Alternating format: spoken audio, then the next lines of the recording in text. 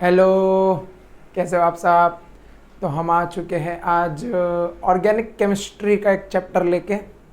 Class 11th के लिए भी ये इम्पॉर्टेंट है और क्लास 10th अगर आप लोग कर रहे हो तो उसके लिए भी ये टॉपिक बहुत इंपॉर्टेंट माना जाता है। इसमें सवाल बनते हैं बहुत अच्छे खासे।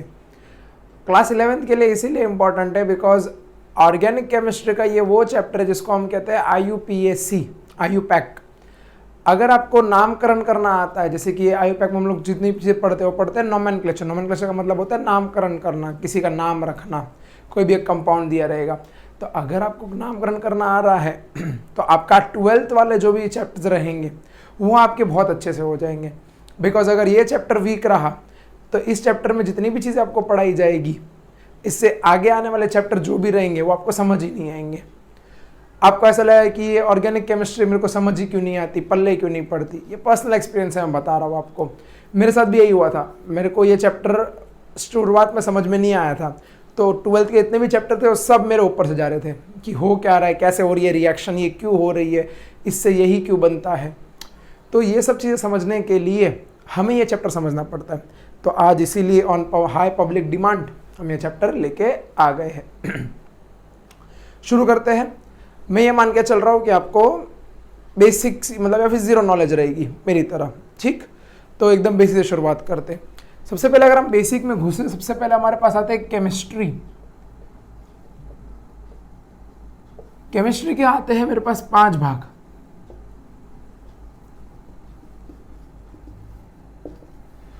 पांच हिस्से आते हैं केमिस्ट्री के। एक आता है फिजिकल केमिस्ट्री, एक आता है एनालिटिकल केमिस्ट्री, एक आता है मेरे पास ऑर्गेनिक केमिस्ट्री, दूसरा आता है इनऑर्गेनिक,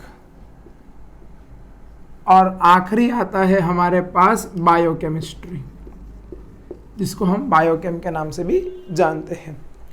फिजिकल केमिस्ट्री में आप जितनी भी चीज़ें वो देखते हो कि हाँ अगर कोई चेंजेस हो रहे तो क्या उसके लिए कंडीशन होनी चाहिए, कैसे होना चाहिए, वो सब। एनालिटिकल केमिस्ट्री में आप पढ़ते हो कि अगर मैं स्पेसिफिक कंडीशन प्रोवाइड करवा दे तो उसके बाद कैसे होगा रिएक्शन। बस अलग अलग चैप्टर्स होते हैं उसमें, मोल वगैरह वो सब उसके अंदर आते हैं। ऑर्गेनिक केमिस्ट्री यही चैप्टर के बारे में है पूरा का पूरा।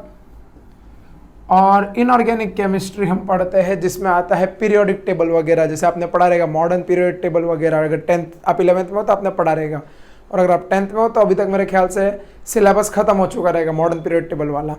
अच्छा, बायोकेम में आते हैं कि केमिस्ट्री बायोलॉजी से कैसे रिलेटेड है। आपने सुना रहेगा DNA के बारे में, नहीं सुना तो आज सुन लो। आपने सुना रहेगा RNA के बारे में। तो ये सब चीज़ें, इन सब के अंदर ऐसी कौन सी वस्तु है जो हमें एटम के या एकदम छोटे पार्टिकल के पास लेके चलती है, तो यही हम पढ़ते बायोकेम में।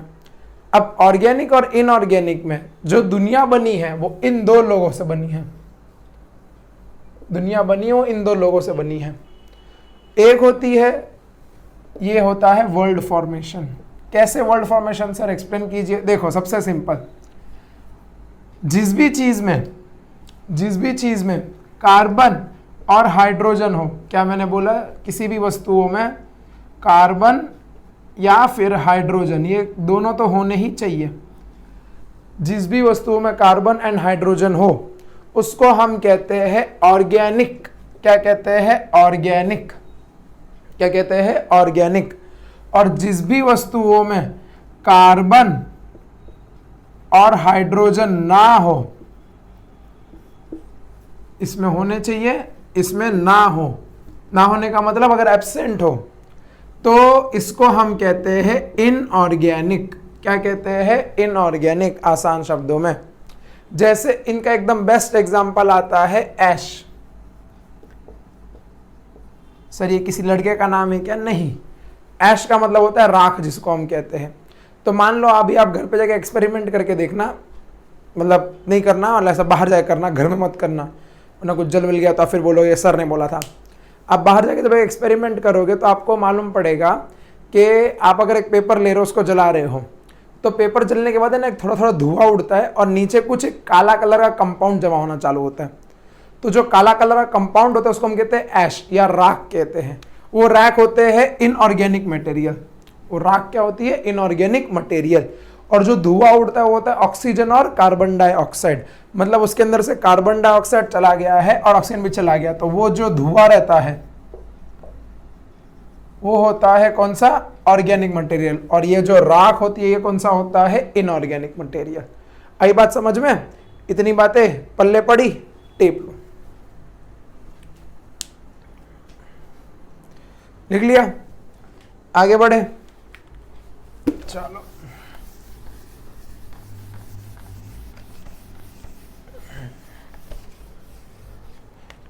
नहीं यार, इससे वाइब नहीं आती, ये नानी का बनाया हुआ उससे वाइब आती है, ऐसे मस्त।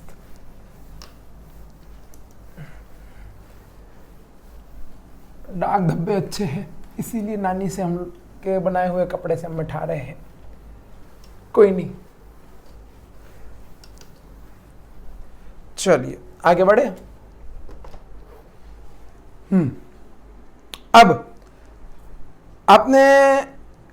अब मैंने जो बोला कार्बन और हाइड्रोजन, उसकी बात कर लेते हैं। हम सबको पता है कि जो कार्बन होता है उसका एटॉमिक नंबर क्या होता है? 6, राइट? एटॉमिक नंबर क्या होता है उसका? कार्बन का 6 होता है। तो उसको हम कैसे लिख सकते हैं? 2,4। ये हमने 10th स्टैंडर्ड तक में पढ़ा है। 11th 12th में हम लोग कैसे पढ़ते हैं? 1s2 2s2 2p2, ऐसे ही पढ़ा जाता है। 1s2 2s2 2p2। आप ये जाके एटॉमिक स्ट्रक्चर के लेक्चर में देख सकते हो, मैंने अच्छे से पढ़ाया है आप सबको।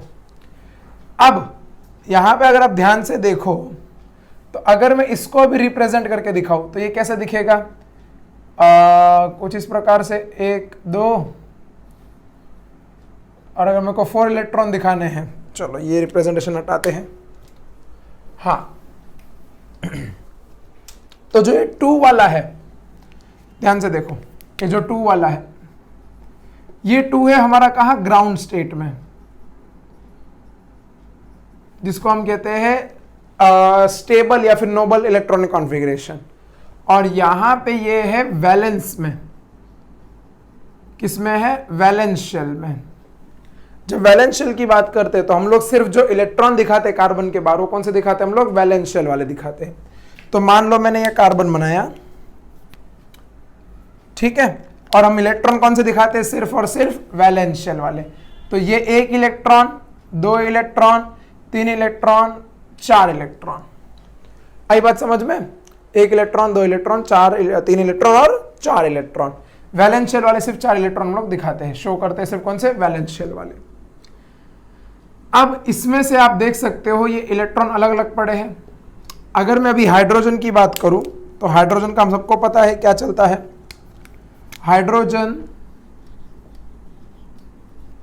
हाइड्रोजन बेचारे के पास होता है सिर्फ और सिर्फ एटॉमिक नंबर क्या होता है? 1। तो इसके पास इलेक्ट्रॉन कितना होता है? 1। कितने इलेक्ट्रॉन होते हैं? 1। तो अगर मेरे को हाइड्रोजन को रिप्रेजेंट करना है तो कैसे करेंगे उसको हम? H और फिर ऐसे डॉट से। आई बात समझ में? अब मान लो यहां पे 1 इलेक्ट्रॉन है, यहां पे 1 इलेक्ट्रॉन है, ये कार्बन का 1 इलेक्ट्रॉन, या हाइड्रोजन का 1 इलेक्ट्रॉन।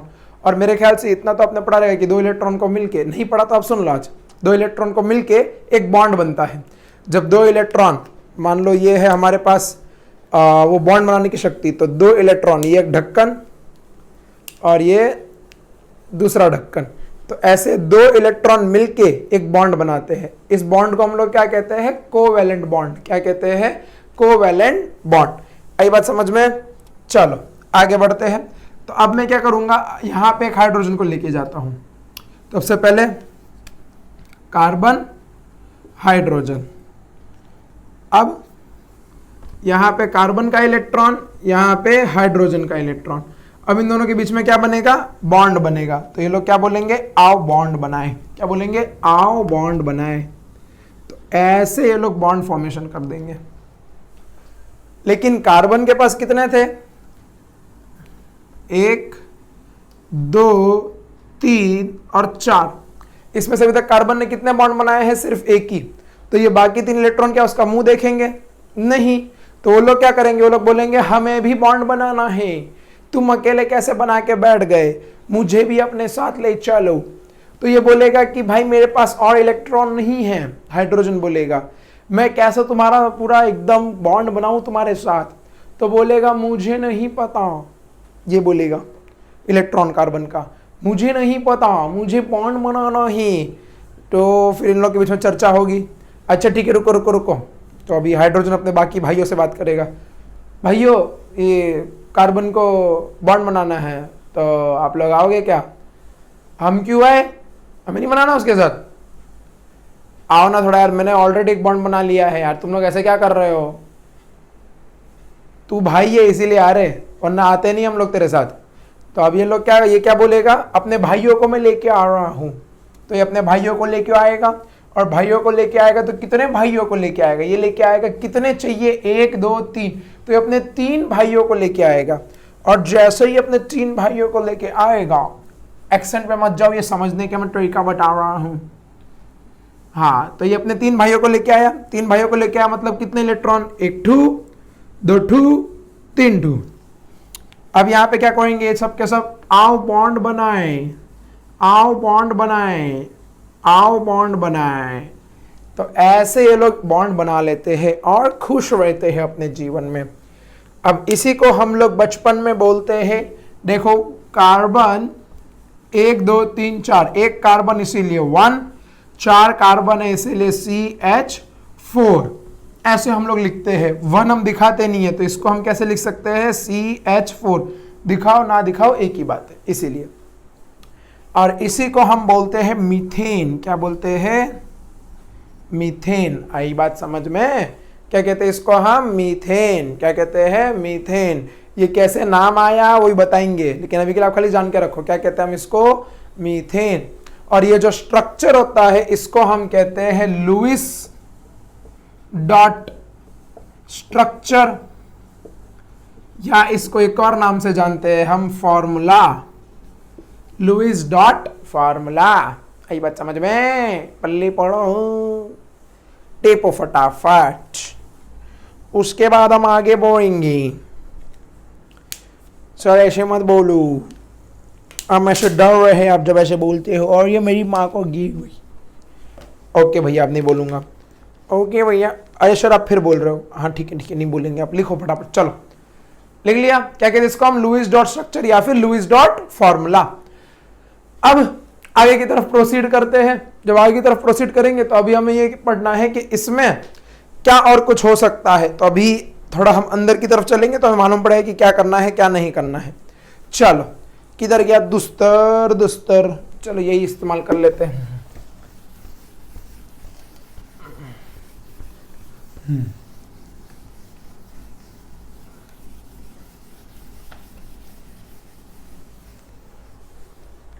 आगे की तरफ बढ़ते हैं। अब जब हम लोग आगे की तरफ बढ़ रहे हैं तो बात यह आएगी कि क्या हमें हर बार ऐसे बनाना है, हम तो थक जाते हैं ऐसा हर बार बना के। तो साइंटिस्ट लोगों ने एक तरीका निकाला कि भाई साहब कब तक तुम लोग ऐसा करोगे, कब तक ऐसा करोगे, कब तक आखिर। तो लोगों ने बोला एक काम करते हैं, ऐसा ना लिखने से अच्छा है हम इसको क्या करते हैं, कंडेंस कर देते हैं। अब कंडेंस करने का मतलब क्या होता है, जैसे कि मान लो मैंने एक एग्जांपल लिया, कार्बन, कार्बन इसके इलेक्ट्रॉन है यहाँ पे 1 2 3 4, 1 2 3 4। अब कार्बन कार्बन बाजू बाजू में बैठे, बोलेगा आओ बॉन्ड बनाए, आओ बॉन्ड बनाए। तो ये लोग क्या करेंगे, इन दोनों के साथ ऐसा बाउंड बना लेंगे। अब जैसे ही बॉन्ड बना लिया तो अब बची कितनी खाली जगह, अब जगह खाली बची कितनी मेरे पास, सिर्फ और सिर्फ यहाँ पे 3 और यहाँ पे 3। तो अब आएंगे वहां पे hydrogen hydrogen hydrogen hydrogen hydrogen hydrogen, और यहाँ पे हम लोग क्या कर लेंगे, ऐसे इनके बॉन्ड्स बना लेंगे। पहले हाइड्रोजन का एक इलेक्ट्रॉन ऐसे, अब ये लोग क्या करेंगे, बॉन्ड बनाएंगे। तो इस प्रकार से कुछ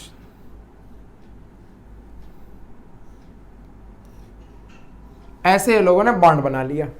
देखो ध्यान से, अब कब तक हम लोग ऐसे बनाएंगे, अभी तो ये 2 कार्बन लिए मैंने, अभी तो और आएंगे, तो कैसे बनाते रहेंगे। तो ये लोगों ने, साइंटिस्ट लोगों ने एक विचार निकाला और बोले कि देखो भाई साहब सुनो हमारी बातें, इतना अगर तुम करोगे तो कितने सारे कार्बन हो सकते हैं, 5, 6, 8, 9, 15,000, 1,00,000, कितने भी हो सकते हैं। तो लोगों ने बोला एक काम करो, एक एक काम करो, इससे अच्छा तुम इसको ऐसे लिख दो, कार्बन हाइड्रोजन कितने, और यहां पे भी देखो कार्बन, इनके बीच में एक बॉन्ड है, इसलिए कार्बन हाइड्रोजन। कितने कार्बन है यहाँ पे, 1। यहाँ पे कितना हाइड्रोजन है, 1, 2, 3। यहाँ पे कितने कार्बन है, 1। यहाँ पे कितने हाइड्रोजन है, 1, 2, 3। तो ये लोगों ने बोला तुम इसको लिखो CH3-CH3, ऐसे लिख लिया करो, तुम ज्यादा सुखी रहोगे। अब जैसे ही ऐसे लिखा तो हमारे ऐसे फिर लोग को और कंटाल आया, यार ऐसा नहीं लिखना, मेरे को और कंटाल आ रहा है। तो ये लोग ने क्या बोला, अच्छा एक काम कर लो बबुआ, 2 कार्बन है, 6 हाइड्रोजन है, ऐसे लिख लो तुम, ये इस प्रकार से कि 2 कार्बन 6 हाइड्रोजन C2H6। देख लो आप, गिन लो, C2 1 2 3 4 5 6 H6। और इसी को हम आगे चल के क्या नाम से बुलाते हैं, इसको हम बुलाते हैं इथेन। क्या कहते हैं, इथेन। क्या कहते हैं, इथेन। आई बात समझ में। इसी को हम कहते हैं कंडेंस्ड फॉर्मूला। कंडेंस्ड फॉर्मूला क्या कहते हैं, इसका नाम क्या है, कंडेंस फॉर्मूला। ये आपको दिख रहा है ना, जो मैंने पहले यहाँ पे लिख के दिखाया था CH4 का, उसको भी हम क्या कहते हैं, कंडेंस फॉर्मूला। इसको भी क्या कहते हैं, कंडेंस फॉर्मूला। अब लोगों को फिर कंटाल आ गया, उन्होंने बोला नहीं नहीं इतना हमें नहीं करना, हम क्या करेंगे, हम करेंगे, काम करते हैं। उन्होंने लिया 3 कार्बन इस बार, ऐसे यहाँ पे हाइड्रोजन, यहाँ पे हाइड्रोजन, यहाँ पे hydrogen, hydrogen, hydrogen, hydrogen, hydrogen, hydrogen. एक कार्बन 4 ही बॉन्ड बना पाता है, इसलिए मैंने देखो यहाँ पे ध्यान से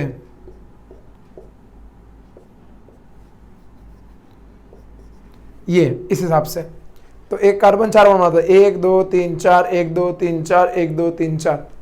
इन्होंने बोला अब इसको कैसे लिखे, तो इसको लिखने के कंडेंस फॉर्मूले में कैसे आएगा, C3H3 4 5 6 7 8, या इसको कैसे लिख सकते हैं, और CH3 CH2 CH3, ऐसे या तो ऐसे लिख सकते हैं कंडेंस फॉर्मूले में। उन्होंने बोला हमें ये भी नहीं लिखना, हमें क्या करना है, हम करेंगे इसका और छोटा वर्जन।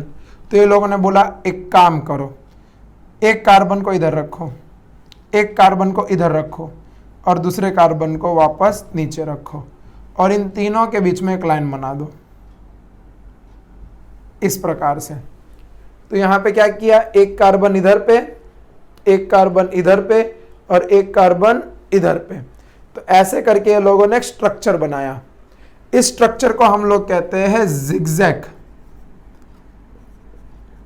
स्ट्रक्चर। क्या कहते हैं, जिगजैग स्ट्रक्चर। क्या कहते हैं, जिगजैग स्ट्रक्चर।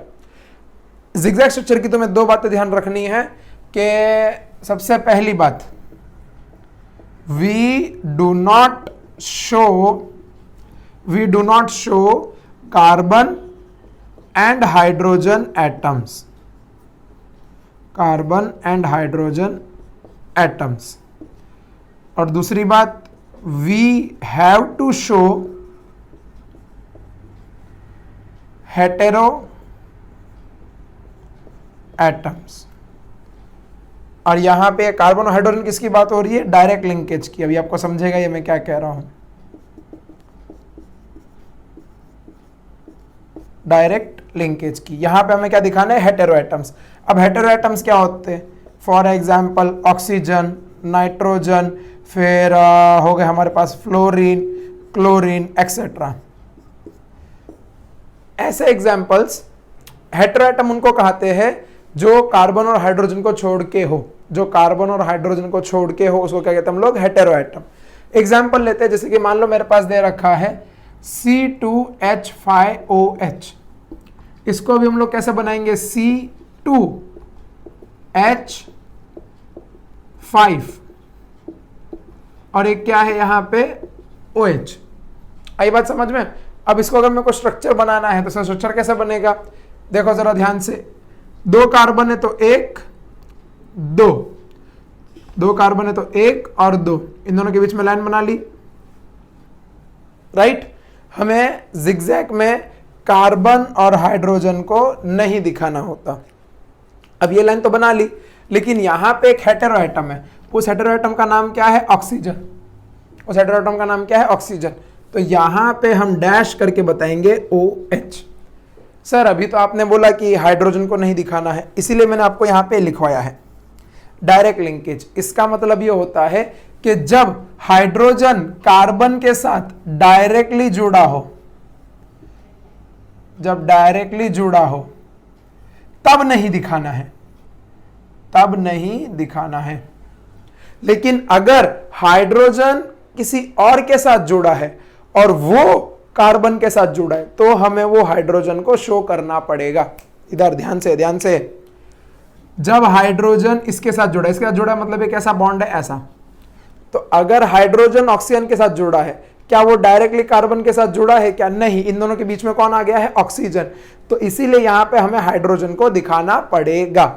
आई बात समझ में? तो ये होता है रिप्रेजेंटेशन जिगजैग का, कि यहां पे 2 कार्बन और इधर पे क्या जुड़ा है? OH।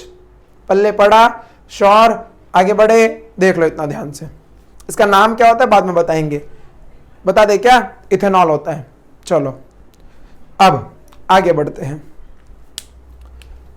अब ये सब तो हो गया, ये जितनी भी मैंने चीजें पढ़ी है ये सारी की सारी चीजें 2D में चल रही है। सर ये 2D क्या होता है? 2D यही जो आप देख पा रहे हो, अभी मैं बोर्ड पे आपको पढ़ा रहा हूं।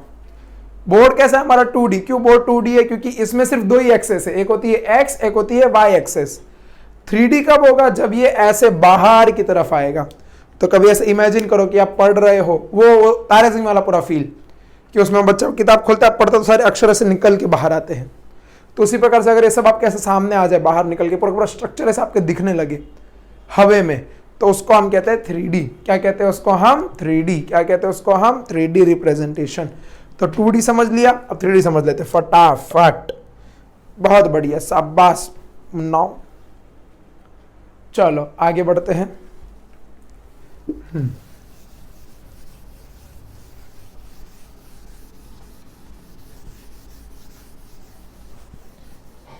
अरे ये इससे भी नहीं मिट रहा। हाँ इससे मिट गया अच्छे से। चलो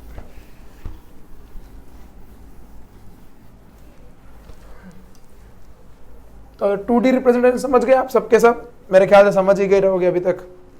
अब हम लोग आते हैं 3D रिप्रेजेंटेशन में। सर 3D में से क्या अलग होता है? 3D में क्या हमें क्या ऐसा बनाना पड़ेगा? कैसे किताब ऊपर ऊपर रख के? नहीं नहीं नहीं, बात समझिए। अगर आपको किसी 3D वस्तु को एक किताब में बनानी है, 2D में, तो आप कैसे बनाते हो? जैसे फॉर एग्जाम्पल बचपन में आपने सबने ड्राइंग तो बनाई रहेगी मेरे ख्याल से, आई होप सो। उस ड्राइंग में आपने देखा रहेगा कि अगर ऐसे ड्राइंग बनाई है आपने, जस्ट मेरे को नहीं आती but still I am trying, ऐसे कुछ यहाँ पे ऐसे पेड़ बना दिए,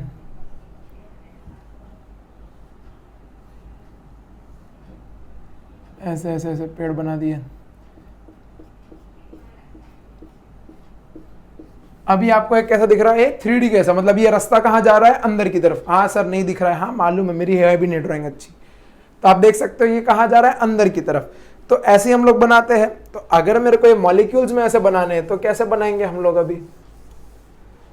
तो 3D का ये मतलब होता है कि 3D को तुम कैसे 2D में रिप्रेजेंट करोगे। आपको बनाना तो किताब में ही है, लेकिन कैसे बनाओगे? तो उसके लिए हमारे पास आते हैं 3D बनाने के लिए हमारे पास आते हैं अलग अलग प्रकार के साधन। जैसे सबसे पहला जो साधन आता है उसको हम कहते हैं वेज फॉर्मूला, या समझने के लिए हम उसको लिखते हैं हमेशा वेज डैश फॉर्मूला। सर ये समझाओ थोड़ा। हम कार्बन को ही लेके चलते हैं, सिंपल वाला, ठीक है।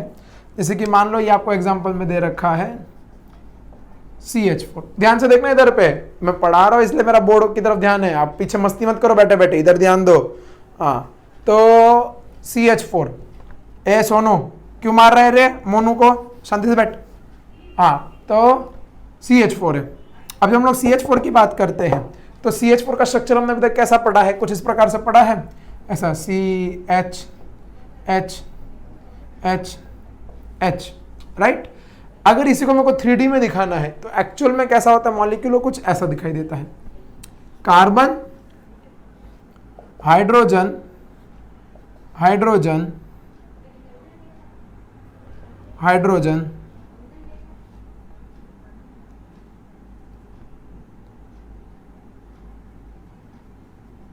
एक सेकंड,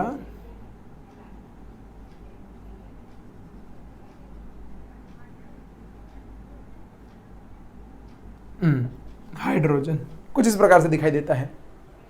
सर नहीं समझ में, हाँ मैंने समझाया भी नहीं, आप सुनते तो सुनो तो सही। देखो इसमें जो ये सॉलिड लाइन है ना, ये सॉलिड लाइन, इसका मतलब होता है ऑन द प्लेन। क्या मतलब होता है? On the plane of paper. इसमें जो ये डैश डैश वाली आपको लाइन दिख रही है ना ऐसे, इसको हम कहते हैं inside the plane of paper. और इसमें जो ये आपको दिखाई दे रहा है, इसको हम कहते हैं outside the plane of paper. Sir समझाइए थोड़ा। एकदम अच्छे समझाते हैं, देखो ध्यान से।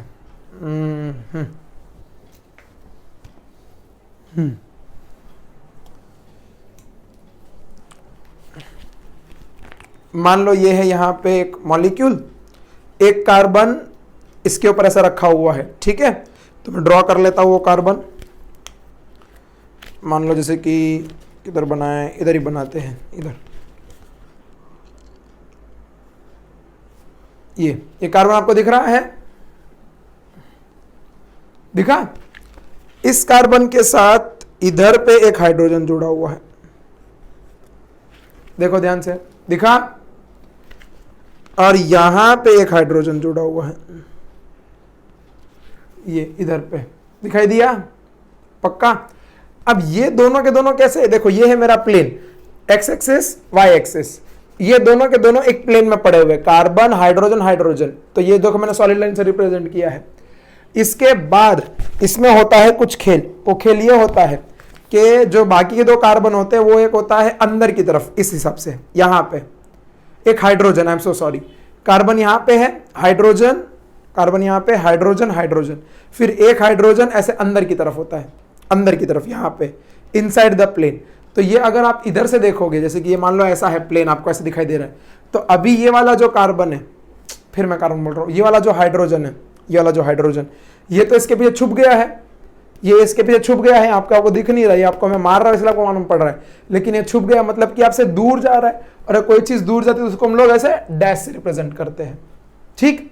और अगर अभी ये ऐसा होता तो ये आपको अभी ये पेन एकदम अच्छे से दिखाई दे रही है, ये आपकी तरफ ऐसे आते हुए, तो इसको हम किससे रिप्रेजेंट करते हैं? इसको हम रिप्रेजेंट करते हैं एकदम सॉलिड वेज के साथ, ये ऐसा कि हाँ भाई साहब एक बाहर की तरफ आ रहा है, एक अंदर की तरफ, एक दो प्लेन के ऊपर पड़े हुए हैं। इसको कहते हैं हम लोग वेज डैश फॉर्मूला। आई बात समझ में? आई बात समझ में? बस यही होता है। अगला हमारे पास आता है, अगला आता है हमारे पास फिशर प्रोजेक्शन।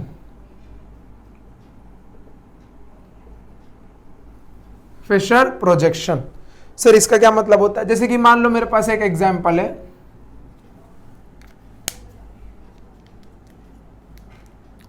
यार ये मेरी मार्कर बहुत गिरती रहती है, हाँ। जैसे कि मान लो मेरे पास एग्जांपल है कार्बन, और इस बार हाइड्रोजन नहीं, मैं कुछ और लगाता हूं, जो सब सुनते रहना क्या है यहां पे।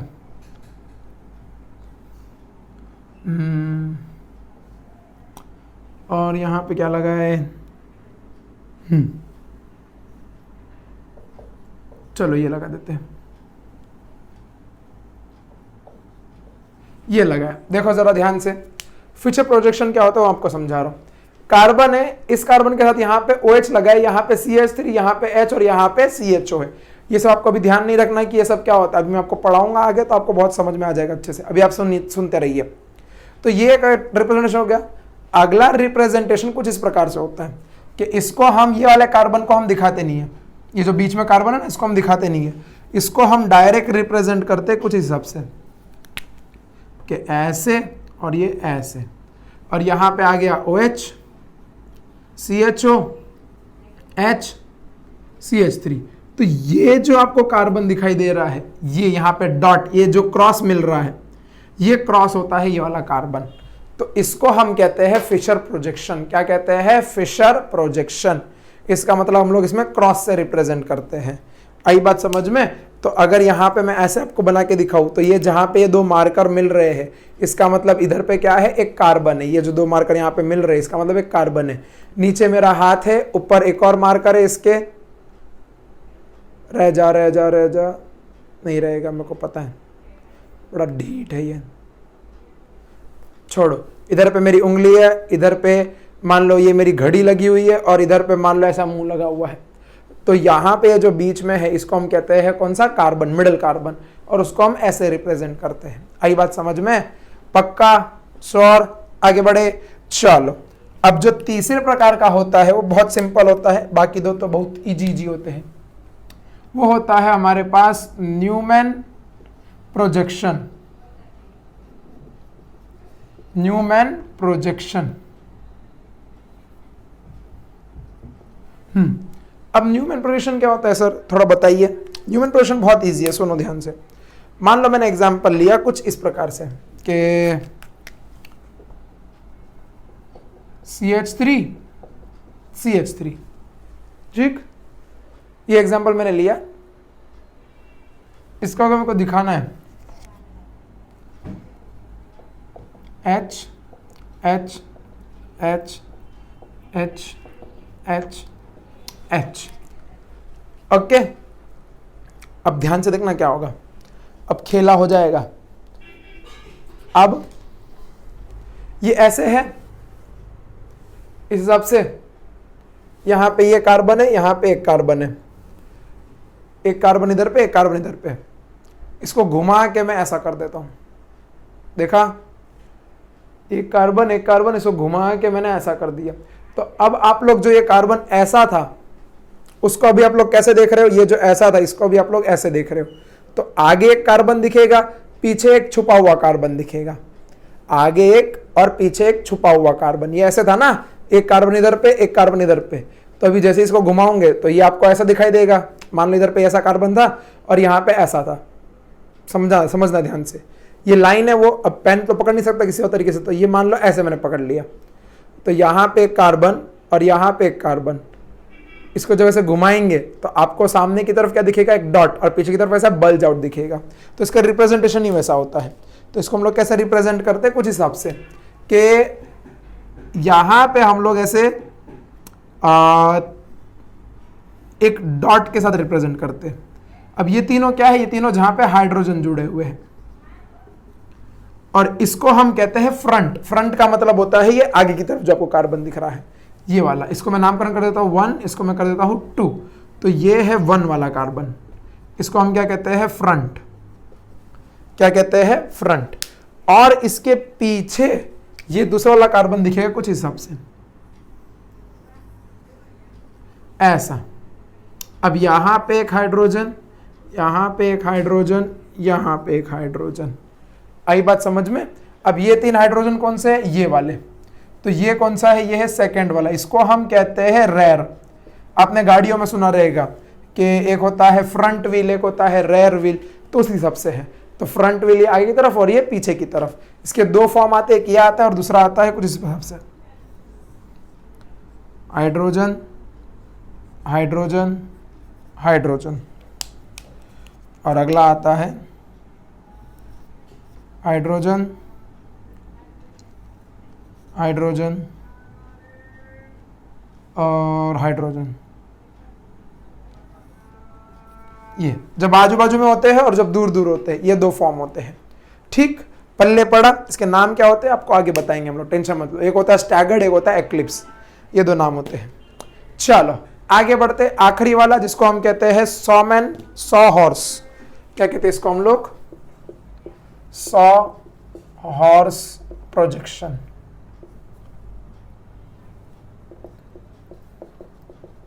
100 हॉर्स प्रोजेक्शन। अब ये कैसा होता है जरा ध्यान से देखना। अब मैं कार्बन आपको दिखा नहीं रहा हूं, मैं आपको डॉट लाइन सिस्टम से बता रहा हूं। तो मान लो ये मैंने ऐसे बनाया, यहां पे एक हाइड्रोजन ऐसा, यहाँ पे एक हाइड्रोजन ऐसा, यहाँ पे एक हाइड्रोजन ऐसा, और यहाँ पे मैं आपको सेम बता रहा हूँ, यहाँ पे एक हाइड्रोजन ऐसा, यहाँ पे एक हाइड्रोजन ऐसा, और यहाँ पे एक हाइड्रोजन ऐसा। अब इसमें आप देख सकते हो मैंने कुछ अलग प्रकार का इस बार चित्र बनाया है। इस बार मैंने सीधी लाइन नहीं रखी, इस बार मैंने कैसे रखी है, टेढ़ी लाइन।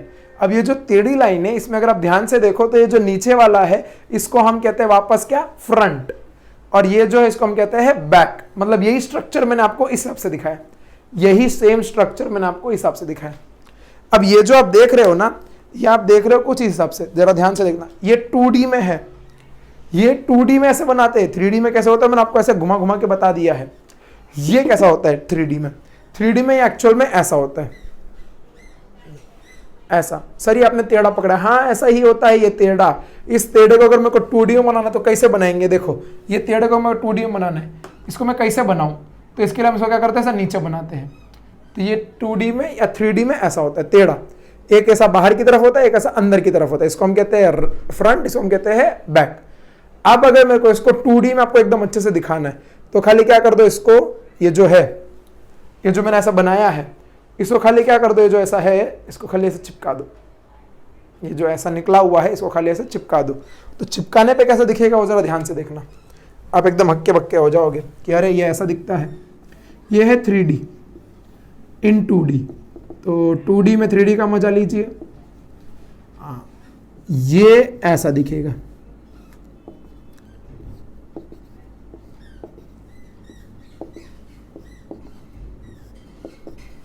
इस हिसाब से।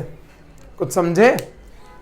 ये था कैसे, ये ऐसे बाहर निकला हुआ था, इसको जब मैंने चिपका दिया तो आप देखो ये जो ऐसा बाहर निकला हुआ था, इसका ये हाइड्रोजन बाहर की तरफ था, ये तो ऐसे ही रहेगा।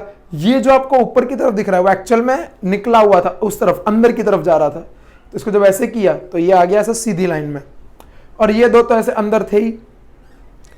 आई बात समझ में? तो ये होता है अलग अलग रिप्रेजेंटेशन, कैसे हम रिप्रेजेंट करते हैं मॉलिक्यूल्स को। इसके आगे अभी चैप्टर हम लोग बहुत अच्छे से बढ़ाएंगे। ये भी मेरे ख्याल से आपको अच्छे से समझ में आ गया रहेगा। ना आए तो मेरे को आप कमेंट में पूछ सकते हो, ठीक। बाकी पढ़ते रहिए, आज के लिए इतना ही, and thank you so much, bye bye.